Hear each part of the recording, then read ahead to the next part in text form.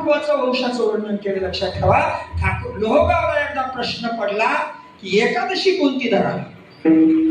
लोहगावला माणसं वारकरी असतील यात काही नवल नाही मंडळी. 4 पायाचा घोडा पशु असून सुद्धा वारकरी होता. एकादशी आजची आहे, एकादशी उद्याची आहे. आमचा वारकरी, त्यांचा वारकरी म्हणजे कोण?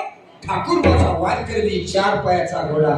अरे 2 पायापेक्षा माझ्या ठाकूरबाचा 4 पायाचा पशु माणसाला सुद्धा खाली मान घालवेल अशा प्रकारची थेट साधना करून दिली नाही का. त्या घोड्यानं सांगितलं. म्हणजे कसं विचारायचं घोड्याला? का सांगता येणार आहे का? त्याला का बोलता येतं का? ठाकूरबा महाराजांनी सांगितलं हरभऱ्याचा तोबरा त्याच्या समोर न्या, त्याला खायला द्या. आज एकादशी असेल तर तो खाणार नाही आणि उद्या एकादशी असेल तर तो खाईल. त्याच्या पुढे ठेवला मंडळी. त्यांना हरभऱ्याचा तोबरा हरभरे समोर ठेवले. घोड्याने खाल्ले.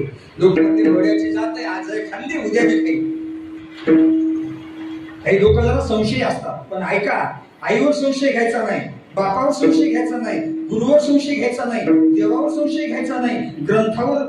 तो म्हणजे उद्या एकदा यांना हरभरे खाऊ दाखवू, तर उद्या नाही खाल्ले घोडा खरंच वारकरी आपण समजू. आणि त्यावेळेला त्या दुसऱ्या दिवशी हरभऱ्याचं टोपलं ठेवलं त्या ठाकूरबाला लोहगावला, ठाकूरबांच्या आमच्या घोड्याच्या समोर.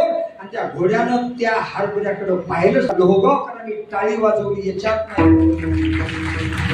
याच्यात नवल नाही मंडळी. 33 कोटी देवानी आकाशामध्ये लोहगावच्या घोड्याची एकादशी पाहून टाळी वाजवली. हा प्रकार ठाकूरबांच्या घोड्याने केला. माणसाचं काय निवड